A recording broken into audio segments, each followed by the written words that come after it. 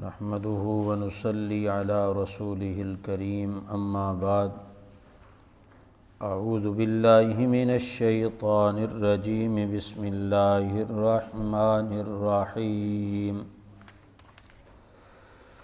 قل یا عباد الذین آمنوا اتقوا ربکم للذین احسنوا فی هذه الدنیا حسنہ وارض اللہ واسعہ انما یوفی الصابرون اجرهم بغیر حساب قل انی امرت ان اعبد اللہ مخلصا له الدین وَأُمِرْتُ لِأَنْ أَكُونَ أَوَّلَ الْمُسْلِمِينَ صدق اللہ العظیم۔ واجب الاحترام 23واں پارہ اور سورۃ الزمر کا دوسرا رکوع شروع ہو چکا ہے۔ اللہ تعالیٰ اپنے پیارے محبوب حضرت محمد الرسول اللہ صلی اللہ علیہ وسلم کی وساطت سے اپنے بندوں کو پیغام دے رہے ہیں اور فرماتے ہیں قل اے میرے محبوب آپ فرما دیجئے، آپ کہہ دیجئے، اعلان کر دیجئے، یا عباد الذین آمنوا، اے میرے وہ بندو جو ایمان لائے ہو، یعنی خطاب امت محمدیہ کو ہے اور ڈائریکٹ اللہ تعالیٰ مخاطب نہیں، اپنے محبوب کی وساطت سے درمیان میں واسطہ ڈال کر اللہ اپنے محبوب کی زبان مبارکہ سے اعلان کروا رہے ہیں کہ میرے محبوب آپ فرما دیجئے، آپ میرا یہ پیغام میرے ان بندوں تک پہنچا دیجئے جو ایمان کی دولت سے مالا مال ہو چکے ہیں، جنہیں ایمان کی دولت حاصل ہو گئی، ایمان مل گیا۔ کیا پیغام ہے؟ اتقوا ربکم، اپنے پروردگار سے ڈرتے رہو، یعنی ایمان لانے کے بعد تقوی کا معیار ہے، ایمان پہلے تقوی بعد میں۔ ہم نے کلمہ پڑھا لا الہ الا اللہ محمد الرسول اللہ، یہ ایمان کی سند ہے، ایمان کا سرٹیفکیٹ ہے۔ اب اس کلمے پر عمل کر کے جب ہم زندگی گزاریں گے تو پھر اللہ تعالیٰ انسان کو تقوی عطا فرماتے ہیں۔ اور تقوی کیا چیز ہے؟ کہ جب بھی انسان اللہ کی نافرمانی کرنے لگتا ہے، کسی گناہ کا ارادہ کرتا ہے، فوراً اس بندے کے دل کے اندر یہ بات آ جاتی ہے کہ میرا رب مجھے دیکھ رہا ہے، میرے رب کی میرے اوپر نظر ہے، اور پھر وہ گناہ سے باز آ جاتا ہے، تو اس کا نام ہے تقوی۔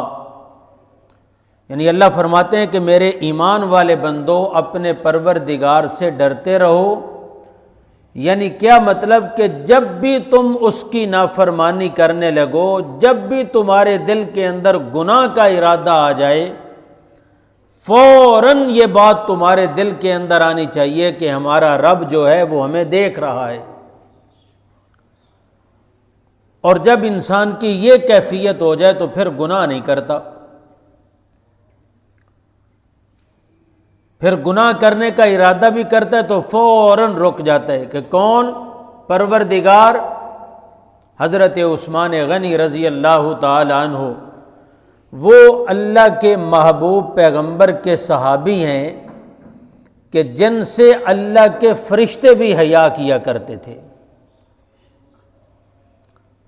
ان کے متعلق آتا ہے کہ جب اذان کی آواز آتی تھی مؤذن کہتا تھا اللہ اکبر اللہ اکبر، حضرت عثمان غنی رضی اللہ تعالی عنہ کے جسم پر کپ کپی طاری ہو جاتی تھی۔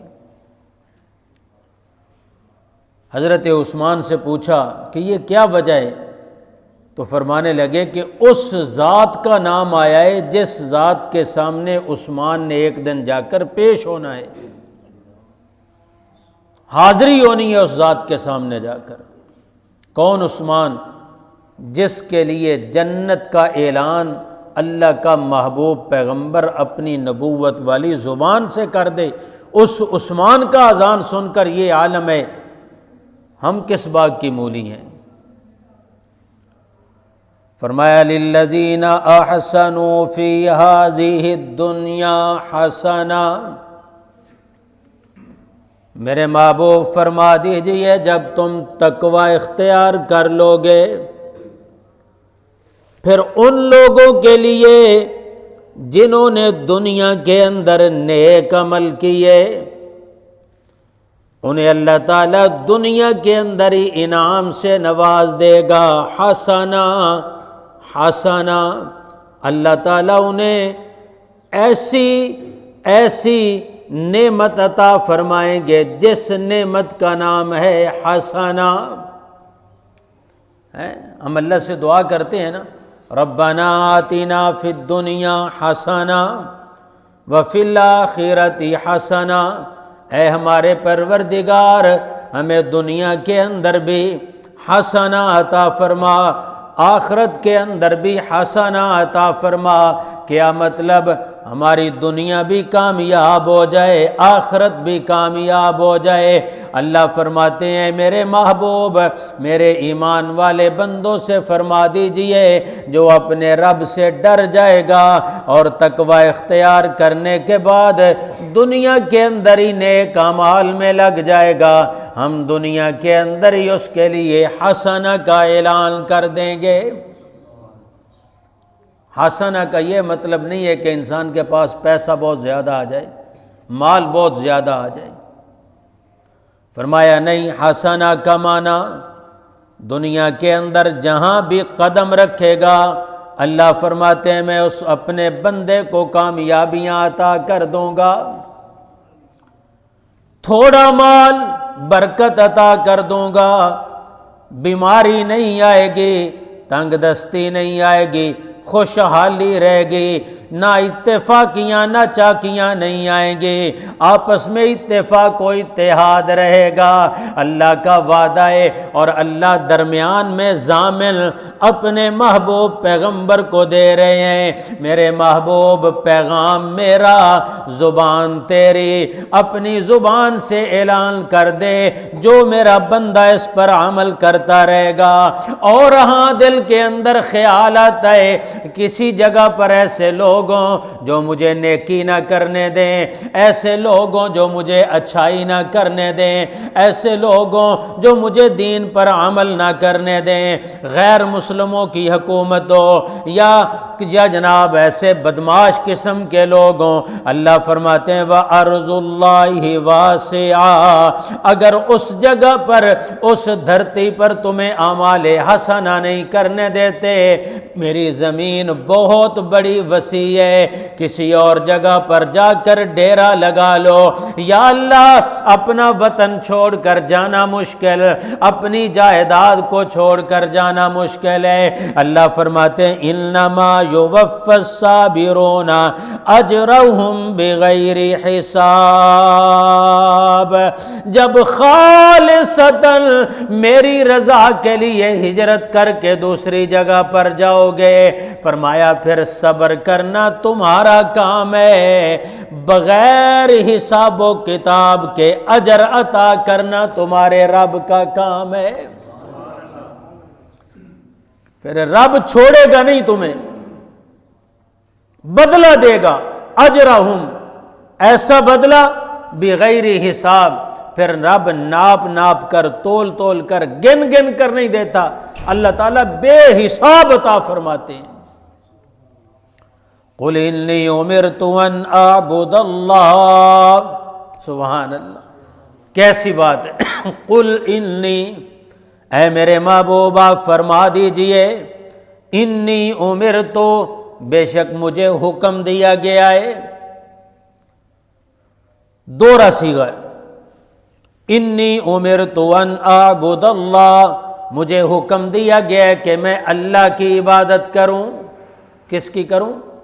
میں سے ایک آیت کی تفصیل میں جاؤں تو پتہ نہیں کتنا وقت چاہیے۔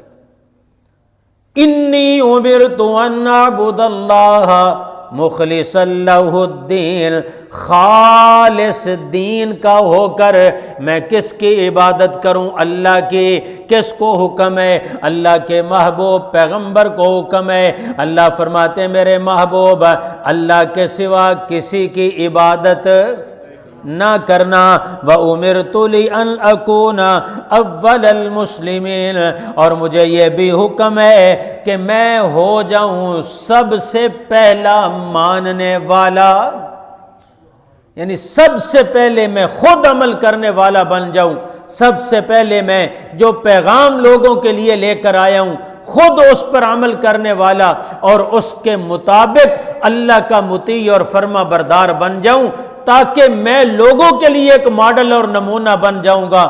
جب میری اپنی یہ حالت ہو جائے گی تو پھر لوگ میرے محبوب آپ کو دیکھ، جب آپ کی یہ حالت ہو جائے گی پھر آپ کو دیکھ کر لوگ ایمان لے آئیں گے، اور جب وہ ایمان لے کر آئیں گے وہ بھی ایسے کامیاب و کامران ہو جائیں گے میرے محبوب، وہ آپ کے پیچھے پیچھے چلتے جائیں گے اور میں رب انہیں جنت کے دنیا کے اندر سرٹیفکیٹ عطا کرتا جاؤں گا۔